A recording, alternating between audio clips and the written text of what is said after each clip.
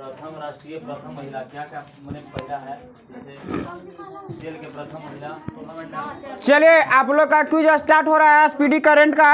इसमें कौन सा टॉपिक आप लोग याद किया है? अंतर्राष्ट्रीय संस्थानों संगठनों के प्रमुख चर्चित अंतर्राष्ट्रीय महिलाएं। चलिए बताएंगे। पहली महिला अध्यक्ष बताना है नॉस्कॉम का। हाँ एक ग्रुप बताएंगे। नेस्कॉम कोई पहली महिला अध्यक्ष रेखा एम मेनन है। ए ग्रुप से गलत आंसर आ रहा है, इसलिए माइनस।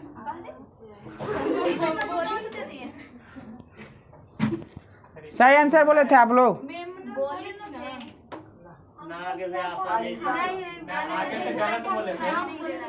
क्रिकेट मैच जैसा रिप्ले करना पड़ेगा, ठीक है? डिक्टाफोन रखना पड़ेगा रिकॉर्डिंग के लिए, फिर से हमको सुनना होगा। बताएंगे, अगली बार मेंटेन हो जाएगा, ठीक है? अंतरिक्ष में जाने वाली भारतीय मूल की दूसरी महिला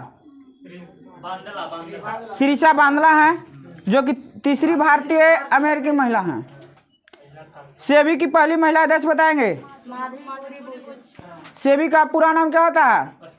security exchange board of India, ठीक है? सेबी का पूरा नाम security exchange board of India होता है। सेबी की स्थापना कितना था? 1988 में। बताएंगे भारत की सबसे युवा महिला पायलट बी ग्रुप आयशा अजीज है। देश की सबसे युवा मेयर बनने वाली महिला ए ग्रुप बताएंगे। देश में सबसे युवा मेयर बनने वाली महिला कौन है? हाँ आर्या राजेंद्रन। बताएंगे सेल की पहली महिला चेयरमैन कौन है? सोमा मंडल है। बताएंगे माउंट अन्नपूर्णा को फतह करने वाली पहली भारतीय महिला कौन है?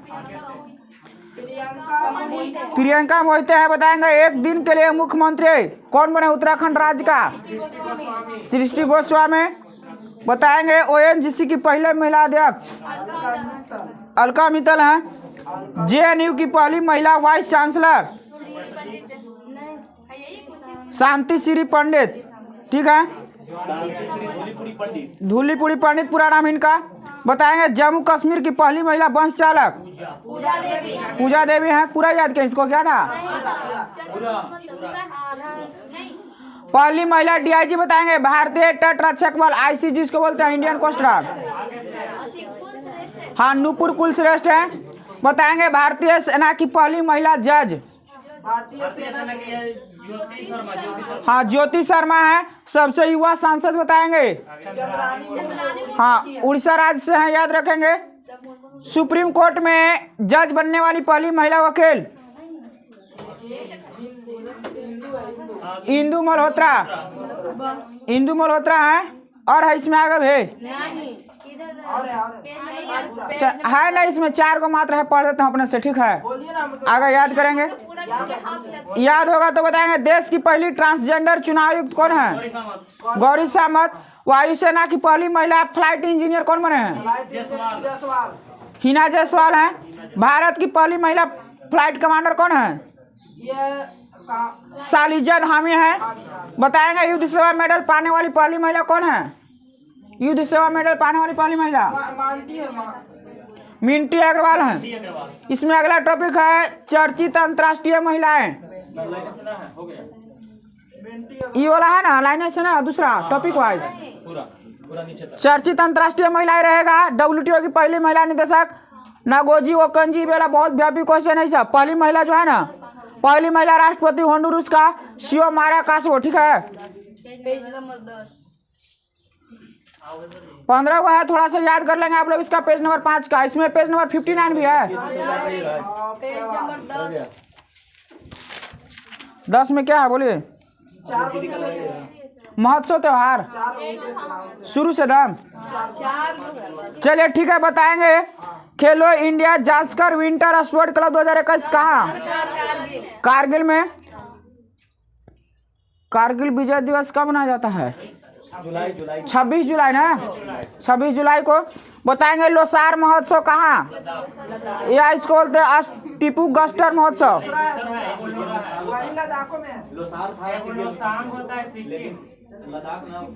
बताएंगे सुमंग लीला महोत्सव मणिपुर में है। और सिरू लीला महोत्सव बोले तो कहाँ, चांगले में मणिपुर है।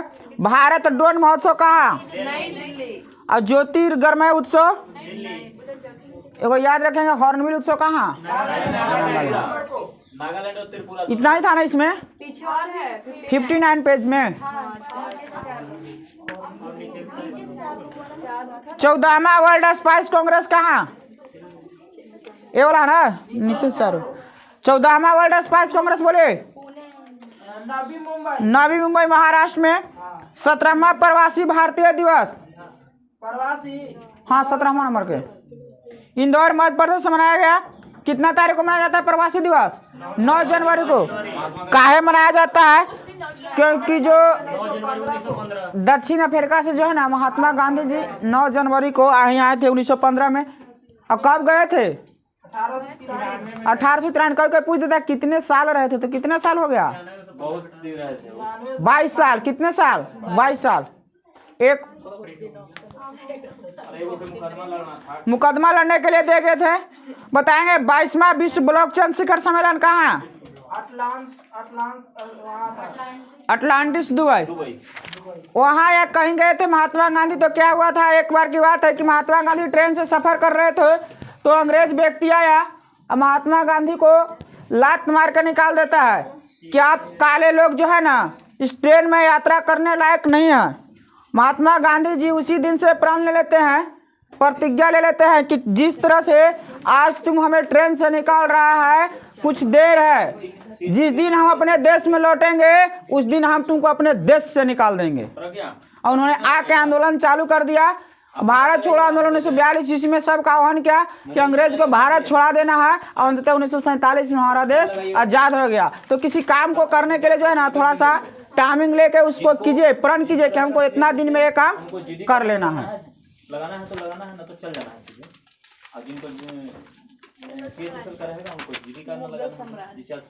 मुगल सम्राट शुरू से है पूरा एक कॉलम, आपको दे सकते हैं ऑनलाइन लगा नोट तक। सबसे पहले बताएंगे कि मुगल वंश का संस्थापक कौन था, बाबर। बताएंगे बाबर एवं उत्तरवर्ती मुगल शासक कैसा मुसलमान थे, उसमें वैरायटी होता है थोड़ा सा। तुर्क सुन्नी मुसलमान थे। बाबर ने मुगल वंश की स्थापना के साथ ही कौन और किसकी स्थापना किए थे, पादशाही, जिसके तहत शासक को क्या कहा जाता था, बादशाह कहा जाता था। बताएंगे कि बाबर कब से कब तक शासन किया, 1526 से 1530। बताएंगे बाबर का जन्म कब हुआ था, 1483। बताएंगे बी ग्रुप, इनके पिता का क्या नाम था बाबर के, उमर शेख मिर्जा। बताएंगे उमर शेख जो मिर्जा थे वो कौन से राज्य के छोटे शासक थे, फरगना राज्य का, याद रखना है, पूछता है। बताएंगे बाबर जो है ना फरगना की गद्दी पर कब बैठा था, 1494 में। कितना वर्ष हो गया, 1483 में जन्म हुआ और 1494 में बैठ गया गद्दी पर। कोई पूछता है, आयु भी पूछ देता है कि कितने वर्ष की आयु में बाबर जो है ना गद्दी पर बैठा था। बताएंगे, बताए 11 साल में, 11 साल के कहना है, मेरा छोटा बाबू है 11 साल उसका हो गया, वही पढ़ता नहीं है बढ़िया से। हाँ लेकिन उनको संरक्षक बना था, बैरम खा थे ना, कौन थे संरक्षक, इनका कौन थे संरक्षक, नहीं देख लेंगे ऐसे थोड़ा सा। बताएंगे कि बाबर ने कब बादशाह की उपाधि धारण की थी, 1507 ईस्वी में, जिसे अब तक किसी तैमूर शासक ने धारण नहीं किया था। बाबर के कितने पुत्र थे, 4। बी ग्रुप वाले को नाम बताना है चारों का। बाबर के पुत्र, हुमायूं हो गया, कमरान हो गया, अस्कर एवं हिंदाल। ये 3 गो के कम चर्चा होता है, लेकिन आगे चल के हुमायूं जो है ना, हुमायूं ही कार्यभार संभालता है इसका। बताएंगे बाबर ने भारत पर कितनी बार आक्रमण किया था, 5 बार आक्रमण किया। बाबर का भारत के विरुद्ध किया गया प्रथम अभियान किसके विरुद्ध था और कब? यूसुफ जाई जाति के विरुद्ध। पूछता है कभी कभी कि किस जाति के विरुद्ध, तो यूसुफ जाई जाति के विरुद्ध कब शुरू किया था? 1519 में। बाबर के कितने प्रसिद्ध निशानेबाज थे? जिसने पानीपत के प्रथम युद्ध में क्या किया था? भाग लिया था। इन्हीं के बदौलत इन्होंने युद्ध को जीता था। तो बताएंगे अब कि पानीपत के जो है ना प्रथम युद्ध कब हुआ था? किन के बीच हुआ था? अब विजय कौन हुआ था? हाँ, यानी पानीपत का प्रथम युद्ध 21 अप्रैल 1526 को इब्राहिम लोदी एवं बाबर के बीच हुआ, जिसमें बाबर क्या हुआ? विजय हुआ। बताएंगे खानवा का युद्ध कब हुआ था? किन के बीच? हाँ, 17 मार्च 1527 को हुआ था खानवा का युद्ध राणा सांगा एवं बाबर के बीच, जिसमें बाबर विजय हुए थे। बताएंगे घाघरा का युद्ध कब हुआ था? 6 मई 1529 को। किन के बीच हुआ था? हाँ नहीं, अफगानों एवं बाबर के बीच हुआ था। इसमें भी क्या थे? बाबर विजय हुए थे। एक और था चंदेरी का युद्ध कब हुआ था? 29 जून 1528 में मेदिनी राय बाबर के बीच, इसमें भी बाबर क्या हुआ था? विजय हुआ था। यानी जितना 4 युद्ध लड़ा बाबर, चारों में क्या हुआ? विजय। मध्यकाल का प्रथम शासक कौन था? इब्राहिम लोदी था, जो युद्ध स्थल में मारा गया था कि जीत गया था? इसके साथ उसका मित्र ग्वालियर के राजा विक्रमजीत थे ना, वो भी युद्ध स्थल में मारा गया। हुमायूं ने कोहिनूर हीरा किसे दिया था? किससे प्राप्त किया था? किसके परिवार से? दिवगंत राजा विक्रमजीत के परिवार से प्राप्त किया। कल पूरा याद करेंगे हुमायूं के ऊपर तक, ठीक है। लास्ट क्वेश्चन है कि बाबर प्रसिद्ध नक्शबंदी सूफी ख्वाजा उदौला अहरार का अनुयायी था। बाबर का उत्तराधिकारी हुमायूं हुआ। यहाँ तक याद करके आना है आप लोग को। ऐसे ही याद करना है, जैसे जवाब दे रहे हैं ना ऐसे ही एकदम। इसमें क्या है? उपराष्ट्रपति है।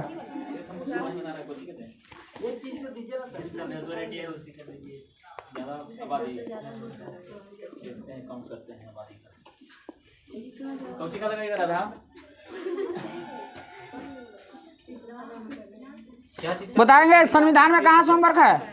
ना आप बोलिए। आपातकालीन शक्ति यहाँ तक है, नोट से ना। चलिए ठीक है, बहुत बढ़िया। बताएंगे आप लोग। आप बोलिए तो बोलिएगा। बताएंगे जब राष्ट्रपति को यह लगे कि लोकसभा में आंग्ल भारतीय समुदाय के व्यक्तियों का समुचित प्रतिनिधित्व नहीं है, तब वह उस समुदाय के कितने व्यक्तियों को लोकसभा के सदस्य के रूप में नामांकित कर सकता है? दो गो के। लेकिन अनुच्छेद कितना? 331। लेकिन 104वां संविधान संशोधन के अंतर्गत लोकसभा में 2 एंग्लो इंडियन को जो मनोनीत करते थे राष्ट्रपति, क्या हो गया? खत्म। और विधानसभा में भी एक व्यक्ति को राज्यपाल मनोनीत करते थे, वो भी खत्म हो गया। अब मनोनीत नहीं करेंगे। लोकसभा का क्या खत्म हुआ? राज्यसभा में है, लेकिन यहाँ विधानसभा में राज्यपाल जो करते थे ना एक व्यक्ति को, वो भी खत्म। बताएंगे इस प्रकार मन के किस प्रकार के व्यक्ति को नियुक्त करते थे? 2 एंग्लो इंडियन थे ना, उसमें किसकी ज्ञाता होना चाहिए था? हाँ, कला होना चाहिए, साहित्य, पत्रकारिता, विज्ञान एवं सामाजिक कार्यों में पर्याप्त अनुभव एवं दक्षता रखने वाले कितने व्यक्ति को राज्यसभा में करते हैं? 12 गो के। हाँ, राज्यसभा में कितने व्यक्ति को? अब लोकसभा में करते थे 2 गो के। कभी कभी पूछ देता था कि कुल, तो कुल 12 2 14, लेकिन अब 2 गो क्या हो गया? खत्म। लोकसभा में 2 गो के, राज्यसभा ना पूछ रहे हैं। राज्यसभा में 12 व्यक्ति को। बताएंगे अनुच्छेद कितने के अंतर्गत राज्यसभा में?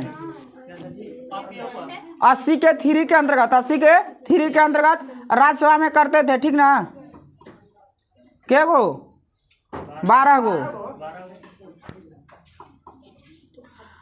बताएंगे जो राष्ट्रपति अध्यादेश जारी करते हैं संसद के स्थगन के समय किस अनुच्छेद के अंतर्गत? 123 के अंतर्गत, जिसका प्रभाव संसद के अधिनियम के समान होता है। इसका प्रभाव संसद सन के शुरू होने के कितने दिन तक रहता है? 6 सप्ताह तक। कितने दिन तक? 6 सप्ताह। अच्छा, एक क्वेश्चन और हमको याद आ रहा है, बताएंगे आप लोग।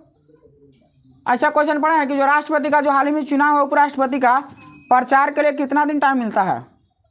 जैसे मुखिया जी का कैसे नॉमिनेशन होता है प्रचार करने के लिए, कितना दिन टाइम मिलता है राष्ट्रपति उपराष्ट्रपति के प्रचार के लिए? 14 दिन। पहले कितना दिन टाइम मिलता है? 14 दिन। 2 सप्ताह टाइम मिलता है प्रचार के लिए। चाहे कोई भी जो विधेयक पास होता है वो भी, चाहे महाभियोग भी लगता है ना, तो राष्ट्रपति को इसकी सूचना 14 दिन पहले देना होता है कि हाँ आपके ऊपर महाभियोग लगाया जा रहा है। 14 दिन के पहले देना चाहिए। 14 दिन प्रचार का टाइम मिलता है। सेट मार रहे थे एक जगह ना, पूछ दिया था क्वेश्चन।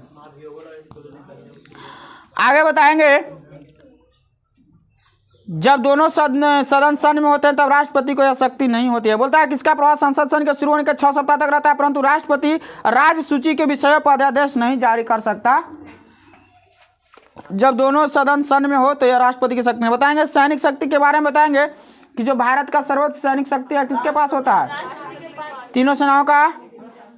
बताएंगे राजनीतिक शक्ति जो है इसका, दूसरे देशों के साथ कोई भी समझौता या संधि किसके नाम से किया जाता है? राष्ट्रपति के नाम से होता है। अगर कोई भी समझौता होता है फ्रांस के साथ या कोई भी देश के साथ, तो किसके नाम से होता है? राष्ट्रपति के नाम से। इससे हम लोग कैसे गार्जियन, जैसे बिजली के कनेक्शन लेना है, गैस कनेक्शन लेना है, तो हम लोग क्या करते हैं, जो गार्जियन हेड होते हैं उनके नाम से लिया जाता है। तो उसी प्रकार से कोई भी समझौता ज्ञापन जो होता है दूसरे देश के साथ, वो किससे होता है? राष्ट्रपति के नाम से होता है। बताएंगे राष्ट्रपति विदेशों के लिए भारतीय राजदूतों की नियुक्ति करता है एवं भारत में विदेशों का इसके लिए इसमें तो नहीं दिया है। राष्ट्रपति विदेशों में भारतीय राजदूतों की नियुक्ति करता है एवं भारत में विदेशों के राजदूत की नियुक्ति का अनुमोदन करता है। क्षमादान की शक्ति बताएंगे किसके अंतर्गत अनुच्छेद में है? बोलता है कि 72 के अंदर राष्ट्रपति किसी अपराध के लिए दोषी ठहराकर किसी व्यक्ति के दंड को क्षमा करने, उसका प्रविलंबन, परिहार एवं लघुकरण की शक्ति प्राप्त करता है। लघुकरण माने उसको जो है ना, मान कर चले किसी को 20 वर्ष का सजा है तो सजा को 20 वर्ष से कम कर सकता है। बोलता है कि क्षमा में दंड और बंदीकरण दोनों हटा दिया जाता है तथा दोषी को पुनः मुक्त कर दिया जाता है। क्षमा में दंड और बंदीकरण दोनों हटा दिया जाता है तथा दोषी को पूर्णतः क्या कर दिया जाता है? मुक्त कर दिया जाता है। जबकि लघुकरण में दंड के स्वरूप को बदलकर कम कर दिया जाता है। जैसे मृत्यु दंड का लघुकरण कर कठोर या साधारण कारावास में परिवर्तित कर देना। अगर मृत्यु दंड किसी को ना, जो हुआ था हाल ही में हो ना 1-2 साल पहले, निर्भया कांड में जो 4 दोषियों को फांसी दिया गया था, तो राष्ट्रपति के पास मतलब दे सकता है। मृत्युदंड क्यों हुआ ना, क्या अगर राष्ट्रपति अगर जाहिर कर देगा उस पर कि चलिए इसका मृत्युदंड कम कर जाए, माफ़ कर दिया जाए, कम कर जाए, तो हो सकता है। लेकिन वैसा मामले में कभी कर सकते हैं नहीं, होना भी नहीं चाहिए, तो फिर उसका सज़ा कम नहीं होगा। इसमें बोलता है कि जैसे मृत्युदंड का लघुकरण कर कठोर या साधारण कारावास में परिवर्तित करना, परिहार में दंड की प्रकृति में परिवर्तन किए बिना उसकी अवधि कम कर दे। जैसे 2 वर्ष के कठोर कारावास को क्या वर्ष में, 1 वर्ष के कठोर कारावास में परिहार करना। प्रविलंबन में किसी दंड पर, विशेषकर मृत्यु दंड पर रोक लगाना है ताकि दोषी व्यक्ति क्षमा याचना कर सके। विराम में किसी दोषी के सजा को विशेष स्थिति में कम कर दिया जाता है, जैसे गर्भवती स्त्री की सजा को कम कर देना, इसमें भी शामिल है। बताएंगे जब क्षमादान की पूर्व याचिका राष्ट्रपति ने रद्द कर दी हो तो दूसरी याचिका दायर कर सकते हैं कि नहीं कर सकते हैं? दूसरी याचिका दायर नहीं कर सकते हैं। यहाँ तक है ना। एक एक चीज को बारीकी से पढ़िए यदि आप नंबर बढ़ाना चाहते हैं तो, और नहीं तो नहीं पढ़िए, कोई दिक्कत नहीं।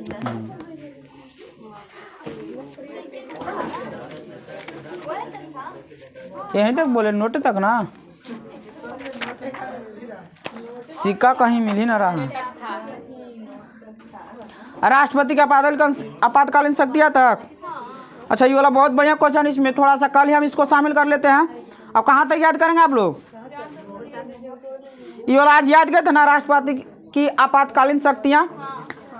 तो अगर ऊपर से चलते हैं तो 10 नंबर का होगा उपराष्ट्रपति के नोट तक। उपराष्ट्रपति के नीचे नोट में लिखा है कि संसद के दोनों सदनों से बनने वाले निर्वाचक गण में निर्वाचित या मनोनीत दोनों सदस्य शामिल होते। नोट में लिखा है उपराष्ट्रपति के नीचे। हाँ,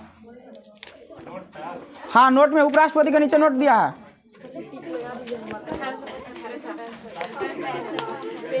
ये है यहाँ तक।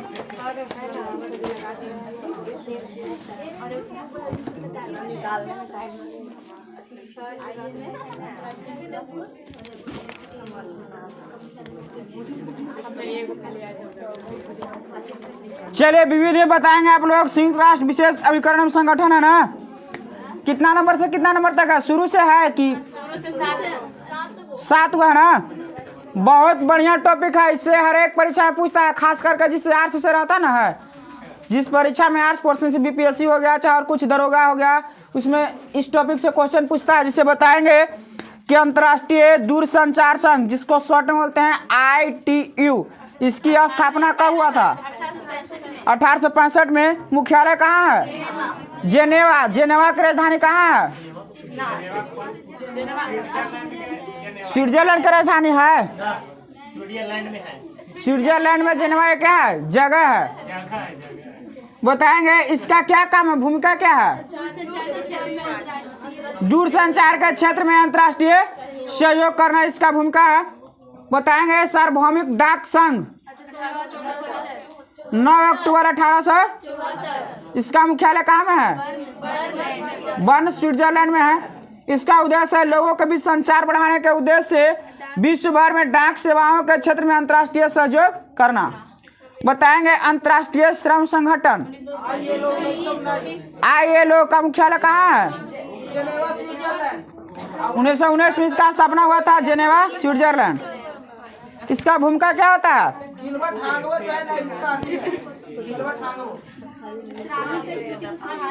हाँ, थोड़ा सा सुनेंगे आप लोग। बोलता है कि श्रमिकों की स्थिति में सुधार एवं उनके जीवन स्तर को उन्नत करना। क्या करना? उन्नत करना। 1969 में संगठन की उसकी 50वीं वर्षगांठ पर नोबेल पुरस्कार मिला था, शांति का नोबेल पुरस्कार। और 2019 में ऐसा सवाल क्वेश्चन पूछा था कि कौन सा ऐसा अंतर्राष्ट्रीय संगठन जिसका 100 वर्ष पूरा हुआ? तो 1919 में इसका स्थापना हुआ, तो 2019 में ना हुआ 100 साल। तो ऐसा भी क्वेश्चन पूछता है, लेकिन दिमाग दौड़ाइएगा तब ना। समझ में आ रहा है कैसे पूछता है?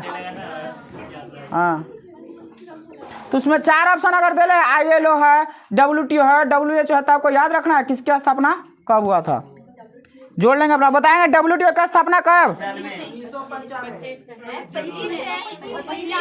1925। कहाँ मुख्यालय है? मैड्रिड, स्पेन में है। वर्ल्ड ट्रेड ऑर्गेनाइजेशन WTO बोलता है कि पर्यटन के माध्यम से आर्थिक वृद्धि एवं रोजगार के अवसर पैदा करना, पर्यावरण संरक्षण तथा पर्यटन के विरासत स्थलों को प्रोत्साहित करना। आगे है ICAO, अंतर्राष्ट्रीय नागरिक उड्डयन संगठन की स्थापना कब? इसका मुख्यालय कहाँ में है? मॉन्ट्रियल, कनाडा में इसका मुख्यालय है। ICAO अंतर्राष्ट्रीय नागरिक उड्डयन संगठन का 7 दिसंबर 1940 को इसका स्थापना हुआ था। इसका जो उद्देश्य है अंतर्राष्ट्रीय नागरिक उड्डयन के मानदंड तथा नियम निश्चित करना है तथा नागरिक उड्डयन की समस्याओं का अध्ययन तथा उनका निदान प्रस्तुत करना। FAO बताएंगे। FAO संयुक्त राष्ट्र खाद्य एवं कृषि संगठन 16 अक्टूबर 1945। इसका मुख्यालय कहाँ में है? रोम, इटली में है। इसका उद्देश्य विश्व भर में कृषि एवं पोषण स्तर में सुधार लाकर जीवन स्तर को बढ़ाना। एक और लास्ट है अंतर्राष्ट्रीय मुद्रा कोष IMF 27 दिसंबर 1945। वाशिंगटन DC में इसका मुख्यालय है, अमेरिका में।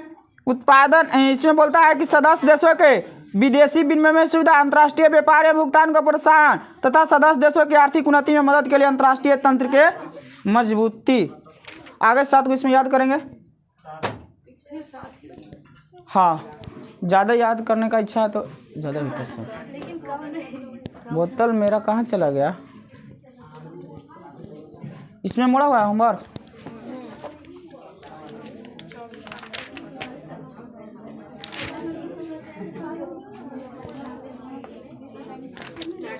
इसमें क्या है? व्यक्तिकरण है ना, व्यक्तिकरण। संपोषी व्यक्तिकरण किसे कहेंगे? हाँ बोलिए तो, संपोषी व्यक्तिकरण क्या है? संपोषी व्यक्तिकरण बोलता है कि यदि दोनों तरंगे उस बिंदु पर एक ही कला, जिसको इंग्लिश में बोलते हैं फेज, एक ही कला या फेज में पहुंचती है, तो वहां ध्वनि की जो तीव्रता होता है क्या होता है? न्यूनतम क्या अधिकतम? अधिकतम होता है। इसी को क्या बोलते हैं? संपोषी व्यक्तिकरण बोलते हैं। कंस्ट्रक्टिव जिसको इंग्लिश में बोलते हैं कंस्ट्रक्टिव, बोलता है कि यदि दोनों तरंगें विपरीत काल में पहुंचती है तो वहाँ पे तीव्रता क्या होगा, न्यूनतम होती है। इसे क्या बोलते हैं, विनाशी व्यतिकरण, इंग्लिश में डिस्ट्रक्टिव। पढ़े ना, वर्ड मिला है डिजास्टर, डिस्ट्रक्टिव। डिजास्टर में तो आपदा होता ना है। अच्छा, ध्वनि का विवर्तन बताइए, बहुत बढ़िया क्वेश्चन है। डिफ्रैक्शन ऑफ साउंड, विवर्तन।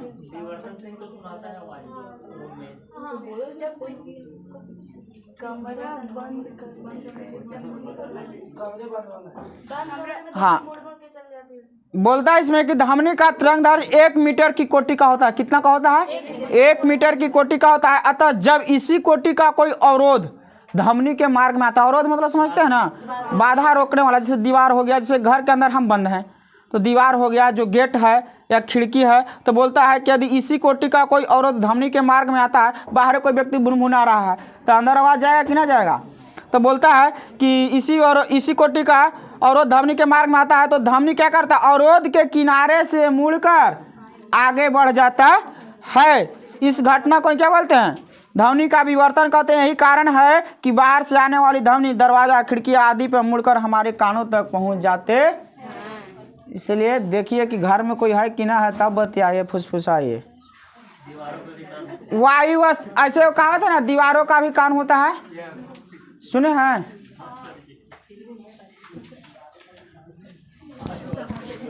बोतल इधर लाएगा बाबू, पानी वाला हो, छोड़ो। बताएंगे स्वरक, बताएंगे टोन क्या है, टोन।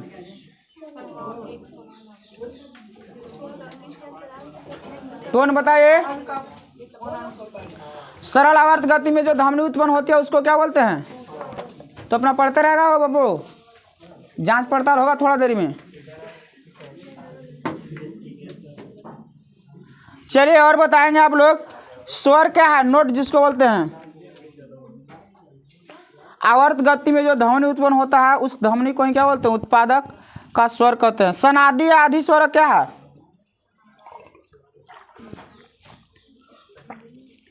बोलिए। इसे बोलता है किसी स्वर में उपस्थित अधिक आवृत्ति वाले जो स्वरक होते हैं उसी को अधिस्वरक कहा जाता है। ओवरटोन कहते हैं जब अधिस्वरक की आवृत्तियां मूल स्वरक के यथार्थ अपवर्त होती है तो ये सनादि के नाम से पुकारे जाते हैं। बहुत बढ़िया टॉपिक है। इसमें आर्गन पाइप, एक बंद आर्गन पाइप है, एक खुला आर्गन पाइप इसमें दिया है। आर्गन पाइप के बारे में कुछ बताएंगे।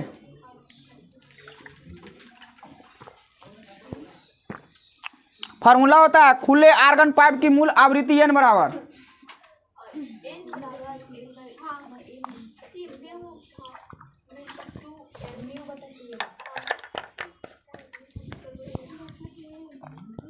जितना बढ़िया से नहीं पढ़ रहे ना उतने बढ़िया से परीक्षा में पूछता है क्वेश्चन। उसमें भी कर देता है खुले आर्गन पाइप और बंद आर्गन पाइप, दोनों तरीका से पूछता है। इसको थोड़ा सा अगर नहीं जो पढ़े हैं घर पे फिर से जाकर पहले इसी को पढ़ेंगे। आप लोग एग्जाम दीजिएगा तब पता चलेगा, जितना सेट मारेगा ना तब भेंटता है सब। देखिए आर्गन पाइप जो होता है ना, ओपन आर्गन पाइप बोलता है आर्गन पाइप कि खुले आर्गन पाइप की मूल आवृत्ति n बराबर v बटा क्या होता है, v बराबर 2L लिखा है, जिसमें कहता है कि बंद आर्गन पाइप की मूल आवृत्ति n बराबर v बटा 4L, जहाँ जो v है वायु में ध्वनि का वेग है। v क्या है, वायु में ध्वनि का वेग है, और जो L है आर्गन पाइप की लंबाई है। L क्या है, आर्गन पाइप की क्या है, लंबाई है। कहता है कि खुले आर्गन पाइप में सम तथा विषम दोनों प्रकार के सनादि पैदा होते हैं। मूल स्वरण, प्रथम सनादि, प्रथम के अधिस्वरक, द्वितीय सनादि, द्वितीय अधिस्वरक, तृतीय सनादि आदि होते हैं। प्रथम अधिस्वरक की आवृत्ति n1 बराबर 2n और द्वितीय अधिस्वरक की आवृत्ति n2 बराबर 3n और n3 कहेगा तो 4n। एक तरह से क्या होता है, बढ़ते जा रहा है। कुछ नहीं इसमें याद रखना है, खाली फार्मूला इसका याद रखना है कि विषम स्थिति में क्या होता है, सम स्थिति में क्या होता है। और जब फार्मूला बताएं कि खुले आर्गन पाइप की मूल आवृत्ति n बराबर तो v बटा 2l, इसी को याद रखना है। देले रहेगा v का मान देले रहेगा, वेग देले रहेगा और l देले रहेगा। अब पूछेगा कि खुले आर्गन पाइप में आवृत्ति क्या होगा, तो फार्मूला पर बैठा के आंसर निकाल देना है कि n बराबर v बटा 2l होता है या v बटा 4l होता है। तो n बराबर v बटा 2l क्या होता है, खुले आर्गन पाइप, और बंद आर्गन पाइप खोलेगा तो n बराबर v बटा 4l। दोनों फार्मूला खाली याद रखना है। कि बंद के लिए क्या हो जाएगा V बटा, खुले के लिए 2L और बंद के लिए 4L। स्वरमापी के बारे में बताएंगे।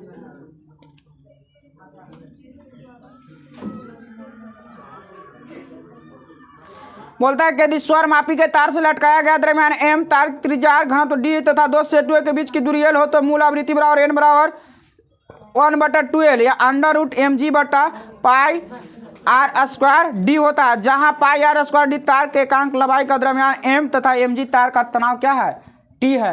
इसमें देखिए थोड़ा सा अल्टर है, टफ चीज है, लेकिन ऐसा तो ना है कि सूत्र नहीं याद होगा। क्षेत्रमिति का इतना बड़ा बड़ा सूत्र याद कर लेते हैं, छिन्नक के आयतन, बेलन के आयतन, बेलन के बक्स सब संपूर्ण पृष्ठ सब याद कर लेते हैं तो है N बराबर V बटा 2L और N बराबर V बटा 4L याद कर लेना है। ओपन रहेगा आर्गन पाइप तो V बटा 2L और बंद रहेगा तो V बटा 4L। याद हुआ, जहाँ V क्या था धमनी का वेग और L क्या था आर्गन पाइप के लंबाई। केमिस्ट्री में पेज नंबर कितना था 121, मोड़ा हुआ तो लगता है ओपन हो गया। हाँ, तत्वों का आवर्त त्वरीकरण के बारे में पढ़ना था ना, बहुत बढ़िया टॉपिक है। आवर्त सारणी से बहुत सारा क्वेश्चन बनता है, अब पढ़िएगा तो पढ़ने में मजा आता है और नहीं तो लगता है कि एकरा पढ़वे नहीं करे, उबाऊ लगता है। कल ही पूछे थे कि तत्वों के आवर्त त्वरीकरण की शुरुआत किस शताब्दी में हुआ था 19वीं शताब्दी में। कल भी पूछे थे कि अष्टक नियम किस वैज्ञानिक दिए थे न्यूलैंड्स ने। तिर्यक नियम कौन दिए थे डोब्रेनर ने। परमाणु संख्या का आधार कौन बनाया था वैज्ञानिक मोसले, उसी को बोलते हैं आधुनिक आवर्त सारणी। ठीक है, यह बोलेगा कि परमाणु द्रव्यमान का आधार किसने बनाया था मेंडलीफ ने। अब चलते हैं आगे, बोलता है कि तत्वों का वर्गीकरण के इन प्रारंभिक प्रयासों में तत्वों के परमाणु भार को वर्गीकरण सबसे पहले परमाणु भार के आधार बनाया गया था। ठीक है, आधुनिक आवर्त सारणी जो मोसले नामक वैज्ञानिक हुए तब परमाणु संख्या आधार बना। बोलता है लेकिन डोब्रेनर ने कौन सिद्धांत दिया था जिसको ट्राइड्स नियम रूल बोलते हैं। तत्वों के एक सीमित रहने के कारण विश्वव्यापी मान्यता नहीं प्राप्त कर सका, अतः कुछ समय पश्चात तत्वकरण की आपत्ति त्याग दी गई। डुम्बा के विचार भी व्यापक मान्यता नहीं मिल सके, अंत इसे भी त्याग दिया गया। न्यूलैंड्स द्वारा किए गए तत्वकरण की आपत्ति में अनेक त्रुटियां सामने आई, जिस कारण यह नियम अत्यधिक प्रसिद्ध नहीं हो सका, आगे चलकर इसे त्याग दिया। बहुत सारे वैज्ञानिक ने अपना अपना सिद्धांत दिया था तत्वों के आवर्त त्वरीकरण के बारे में, लेकिन धीरे धीरे धीरे धीरे सब का क्या हो गया फेल हो गया। अंततः मोसले वैज्ञानिक जो दिए हैं परमाणु संख्या का आधार, वही आधार अभी तक चल रहा है। अष्टक नियम कभी कभी पूछता है कि कौन सा तत्व तक लागू होता है, तो अष्टक जो नियम है वो कैल्शियम तक लागू होता है और थोरियम पर जाकर क्या होता है समाप्त होता है। थोरियम का संख्या TH होता है, परमाणु संख्या 90 होता है। कैल्शियम का क्या होता है कैल्शियम का Ca होता है, परमाणु संख्या क्या होता है 20 होता है। थोड़ा सा एक चीज़ याद आ रहा है हमको, हम बताना चाह रहे हैं आप लोग को, कैल्शियम के नाम पर याद आ रहा है, थोड़ा सा हट के है। कैल्शियम का परमाणु संख्या कितना, द्रव्यमान कितना, आर्गन का कितना, इसका भी होता है। पोटेशियम का कितना। अब बताइए बोर्ड पर दिख रहे हैं, दिख रहा है आप लोग को ना क्वेश्चन। कैल्शियम 20-40, आर्गन 18-40, पोटेशियम इसमें भी होता है, पूछ देता है कभी कभी, पूछता है कि जो नीचे है क्या है परमाणु संख्या। तो परमाणु संख्या को अंग्रेजी अक्षर के कौन अक्षर द्वारा जेड द्वारा, परमाणु संख्या को जेड द्वारा। द्रव्यमान है, परमाणु द्रव्यमान को किसके द्वारा ए द्वारा। ए का पूर्ण नाम होता है एटॉमिक मास, क्या बोलते हैं एटॉमिक मास। तो जो है ना सब एटॉमिक मास, ये भी क्या है एटॉमिक मास, यही क्या है परमाणु संख्या। जेड है क्या है परमाणु संख्या है। तो इसमें क्या है, इसमें परमाणु संख्या क्या है समान है, परमाणु संख्या क्या है अलग अलग ना है, लेकिन परमाणु द्रव्यमान क्या है। तो क्या कहेंगे इसको संभारी कहेंगे। संभारी की परिभाषा बोलिए तो एक बार संभारी का तो कहेंगे इसको। परमाणु संख्या क्या हो, तो परमाणु संख्या क्या है भिन्न भिन्न है, लेकिन परमाणु भार क्या है एक समान है। तो इसको क्या बोलेंगे समभारिक बोलते हैं, या इंग्लिश में बोलते हैं आइसोबार। आइसोबार बोलते हैं। इसको अगर संधि विच्छेद करेंगे तो सम जोड़ भार एक, यानी भार क्या है सबके बराबर होना चाहिए। इसमें एक और क्वेश्चन बनता है कि परमाणु द्रव्यमान हो गया, कौन हो गया जेड, माने परमाणु संख्या बराबर होता है प्रोटॉन की संख्या, परमाणु संख्या बराबर। अब कहीं कहीं देता है प्रोटॉन की संख्या बराबर इलेक्ट्रॉन की संख्या, प्रोटॉन की संख्या बराबर इलेक्ट्रॉन की संख्या भी देता है, प्रोटॉन की संख्या बराबर इलेक्ट्रॉन की संख्या। अब बताता है नाइट्रोन, तो नाइट्रोन बराबर फॉर्मूला क्या होता है? नाइट्रोन बराबर क्या होता है? ए माइनस पी ना, ए माइनस पी। तो एन तो नाइट्रोन है, ये इसमें क्या है? द्रव्यमान है। ये क्या होता है? द्रव्यमान। अब पी क्या होता है? प्रोटॉन की संख्या। तो प्रोटॉन की संख्या बराबर परमाणु संख्या, प्रोटॉन की संख्या बराबर परमाणु संख्या। तो कैल्शियम का परमाणु संख्या कितना? तो इसमें नाइट्रोन कितना? इसमें नाइट्रोन अगर निकालेंगे तो द्रव्यमान 40 माइनस कितना? 18, कितना हो जाएगा? 22। इसमें अगर निकालेंगे नाइट्रोन की संख्या तो 40 माइनस 19 कितना? 21 हो जाएगा। क्या हो जाएगा? 21 हो जाएगा। अगर परमाणु संख्या नहीं दे रहेगा तो प्रोटॉन की संख्या डायरेक्ट लिखता, तो वो भी करेंगे। फिर ये फॉर्मूला हो जाएगा क्या? एन बराबर ये भी कर सकते हैं, ए माइनस जेड, ए माइनस जेड। जेड मतलब क्या है? यही ना, परमाणु संख्या। इसको भी हटाएंगे तो सेम ही आएगा। एक होता है सम न्यूट्रॉनिक, तो सम न्यूट्रॉनिक में न्यूट्रॉन की संख्या बराबर न्यूट्रॉन की संख्या बराबर, जैसे कार्बन 6 कितना? 12। नाइट्रोजन कितना होता है? 7 14। एगो कार्बन होता है 6 14 भी होता है, समस्थानिक है इसका। एक होता है ऑक्सीजन कितना? 8 16। तो ए वाला नहीं, ए वाला नहीं, ए वाला होता है सम न्यूट्रॉनिक। सम न्यूट्रॉनिक कैसे? क्यों चीज है? द्रव्यमान है। आई क्या है? परमाणु संख्या बोल सकते हैं इसको, जेड। तो इसमें न्यूट्रॉन की संख्या अगर समान है तो इसको बोलते हैं सम न्यूट्रॉनिक। तो न्यूट्रॉन की संख्या कैसे निकालें? एन बराबर ए माइनस पी। अब पी नहीं है तो कौन चीज? जेड। पी नहीं है तो यहाँ देखिए जेड बताया था ना, पी या तो जेड। तो पी या जेड घटाएंगे, 14 में से 6 जाएगा कितना? 8। इसमें 14 में से 7 जाएगा कितना? 7 बच गया। इसमें कितना हो गया? 8। एगो गड़बड़ हो रहा है ना, इसका 15 होता है, 15 होता है इसका। तो इसमें क्या है? न्यूट्रॉन की संख्या समान आया, न्यूट्रॉन की संख्या समान आया इसमें। लेकिन इसका देख रहे हैं कंडीशन, सम न्यूट्रॉनिक का कंडीशन है वो बहुत खतरनाक होता है। केवल न्यूट्रॉन की संख्या समान होता है, न इसमें परमाणु संख्या समान होता है और न इसमें परमाणु द्रव्यमान समान होता है, दोनों अलग होता है। इसीलिए इतना बताया है थोड़ा सा इसको समझने के लिए। सम न्यूट्रॉनिक में केवल न्यूट्रॉन की संख्या समान होगा, न तो इसका परमाणु संख्या समान होगा और न तो इसका परमाणु द्रव्यमान समान होगा। समस्थानिक याद रखेंगे, रासायनिक गुण समान होते हैं लेकिन भौतिक गुण अलग अलग होते हैं। क्यों? क्योंकि समस्थानिक का जो है इलेक्ट्रॉनिक विन्यास एक समान होगा। अब किसी भी तत्व का रासायनिक गुण इलेक्ट्रॉनिक विन्यास पर निर्भर करता है, उसके तत्व के बाहरी कक्षा संयोजी इलेक्ट्रॉन पर निर्भर करता है। बाकी अगले दिन बताएंगे।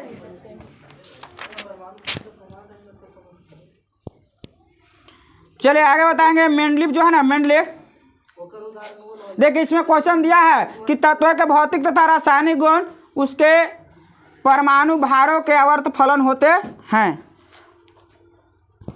चलिए बताइए मेंडलीव के आवर्त सारणी के गुण के बारे में बताइए। तो क्या था इसका गुण? क्या था? गुण नहीं याद है? बोलेंगे बी ग्रुप वाले मेंडलीव के आवर्त सारणी के गुण।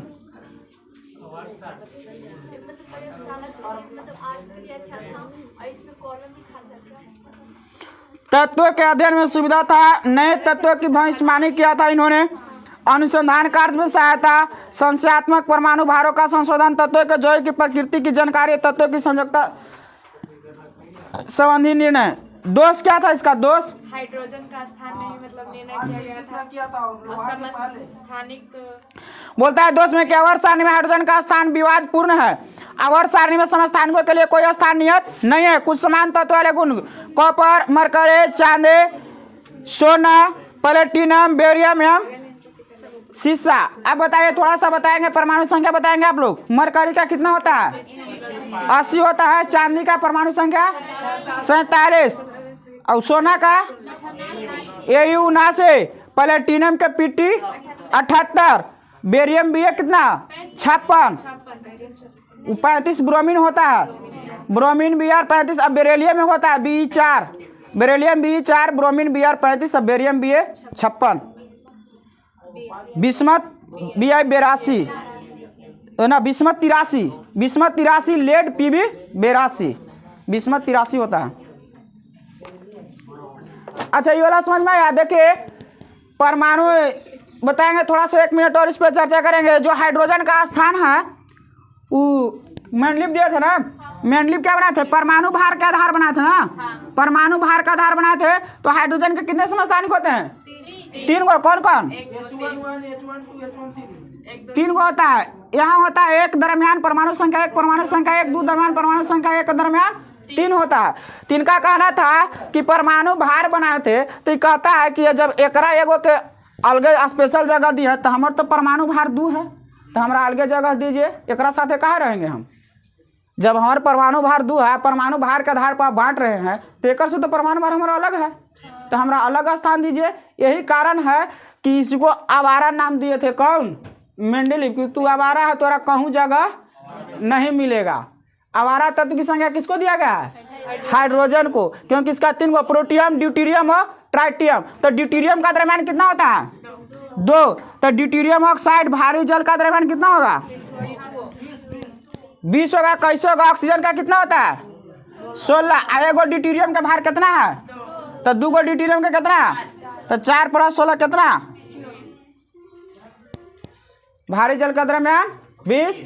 खोज 1932 यूरे।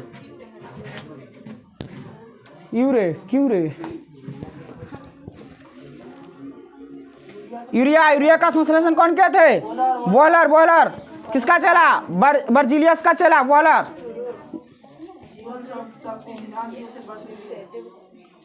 सेट नंबर बताएंगे। एसपीडी का सेट नंबर बोलिए। 421 से शुरू। चलिए बताएंगे। हापुस या अल्फांसो किसकी एक किस्म है? आम की। ब्रिटिश भारत मक्का का गवर्नर कौन था जिन्हें भारत में डाक टिकट शुरू किए थे? विश्व पर्यावरण दिवस कब मनाया जाता है? स्वामी दयानंद सरस्वती का असली नाम क्या था? हड़प्पा सभ्यता की खोज कब? किसने? दयाराम साहनी। हड़प्पा रावी नदी किनारे है। कल बताया था। लोथल किस नदी किनारे है? भगवा नदी किनारे, गुजरात में है ना। मोहम्मद बिन तुगलक ने किसमें निपुण था? मोहम्मद बिन तुगलक सुलेखन में। माध्यम के तापमान में वृद्धि के कारण प्रकाश की गति क्या होता है? याद रखेंगे माध्यम में। बहुत बढ़िया क्वेश्चन है कि माध्यम के तापमान में वृद्धि के साथ माध्यम का तापमान का प्रकाश के गति पर कोई फर्क नहीं पड़ता है। कि आर्द्र है मौसम है कि ज्यादा मौसम, उससे कोई फर्क नहीं पड़ता है। लेकिन हाँ, धमनी का वेग का फर्क पड़ता है। यदि तापमान 1 डिग्री सेल्सियस बढ़ता है तो धमनी का वेग कितना बढ़ता है? 1 डिग्री सेल्सियस तापमान बढ़ने पर धमनी का वेग 0.61 मीटर प्रति सेकेंड बढ़ता है। लेकिन इसमें तापमान से प्रकाश के वेग पर कोई प्रभाव नहीं पड़ता। क्वार्टर जो है किससे बना होता है? भारत की संविधान सभा गठित करने का आधार कौन था? क्या था? 1946 का कैबिनेट मिशन प्लान। व्यापारिक पवनें क्या होती है? कहां से कहां चलती है? व्यापारिक पवनें उपोष्ण उच्च दाब से चलती है। पंडित भीमसेन जोशी किससे संबंधित हैं? शास्त्रीय संगीत गायन से। मूर्ति देवी पुरस्कार किसके द्वारा शुरू किया गया? भारतीय ज्ञानपीठ समिति। नृत्य के मोहिनी एटम का विकास किस राज्य में हुआ?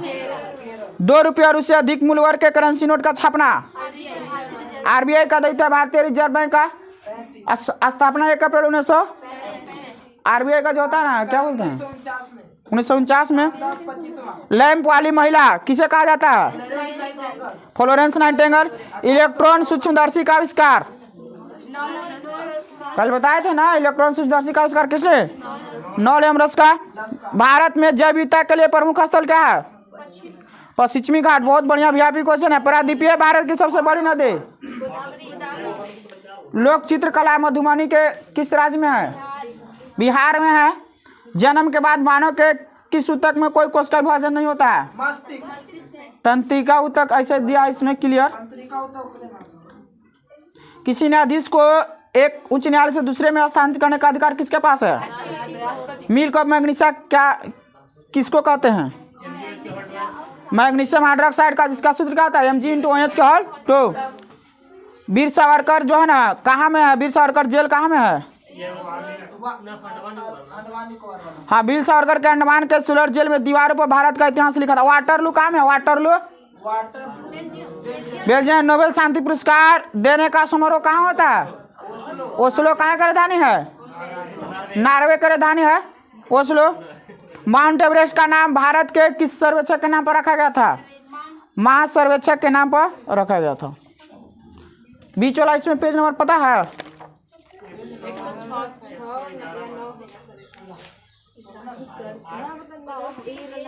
पड़ोसी देश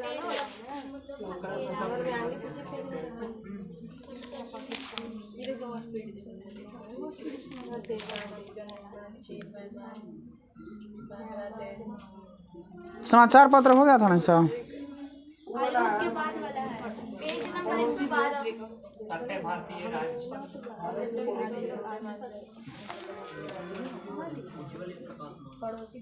पड़ोसी देश से सटे भारतीय राज्य। चलिए बताएंगे नेपाल से सटे भारतीय राज्य कौन कौन से हैं। बिहार पश्चिम बंगाल उत्तर प्रदेश पश्चिम बंगाल। इसका ट्रिक क्या है? ऊपर बीसी नेपाल से सटे भारतीय राज्य ऊपर बीसी खंड, उससे क्या हो जाएगा? उत्तर प्रदेश। अब प से पश्चिम बंगाल, बी से बिहार, अब खंड से उत्तराखंड और स से सिक्किम। रस साइलेंट है ना इसमें, ऊपर बीसी खंड। बताएंगे भूटान से सटे भारतीय राज्य। आसिक आप,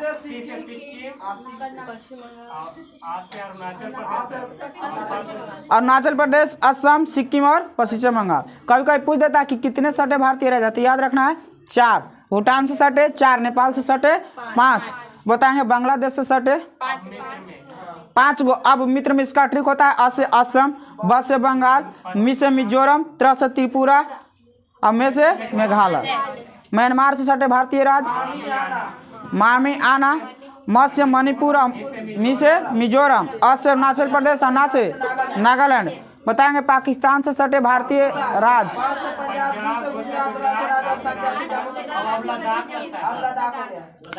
हाँ अब लद्दाख भी हो गया। बोलता है गुजरात, राजस्थान, पंजाब, केंद्रशासित प्रदेश में 2 गो, जम्मू कश्मीर और लद्दाख दोनों। पंगु राज्य इसका ट्रिक है। प से पंजाब, गु से गुजरात, रा से राजस्थान, ज से जम्मू कश्मीर, लेकिन अब केंद्रशासित प्रदेश हो गया है तो 2 गो हो गया लद्दाख। अफगानिस्तान से सटे कौन? अफगानिस्तान से भारत कितना किलोमीटर समय बनाता है? अब बांग्लादेश से सबसे ज्यादा बांग्लादेश है 4096.6 किलोमीटर, जबकि अफगानिस्तान से कितना है 106 किलोमीटर। चीन से सटे भारतीय राज्य बताएंगे।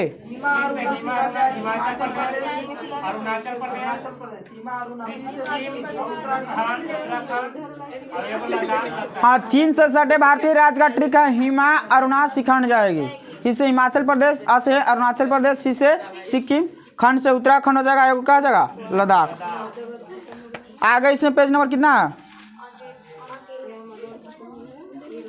हाँ मिल गया, ठीक है। बताएंगे आप लोग सर्दिय ओलंपिक है ना, कहाँ कब शुरू हुआ था? डबल फास्ट शब्द किस खेल से संबंधित है? टेनिस से।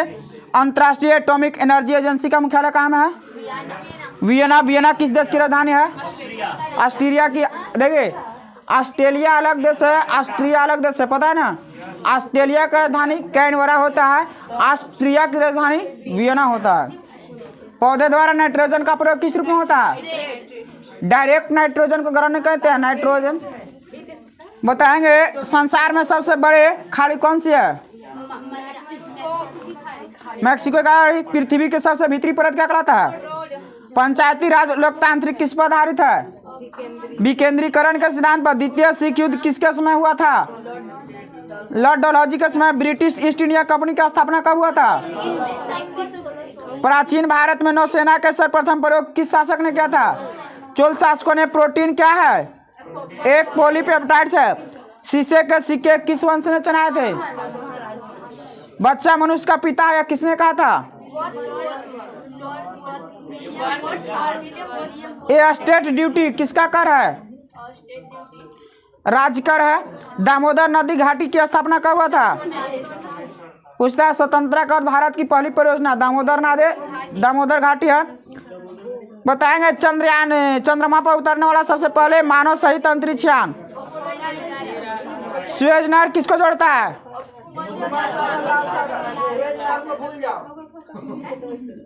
समुद्रगुप्त का इलाहाबाद स्तंभ किसके द्वारा लिखा गया? हरि। जिंदगी में आप लोग क्या करते हैं? पढ़ते हैं।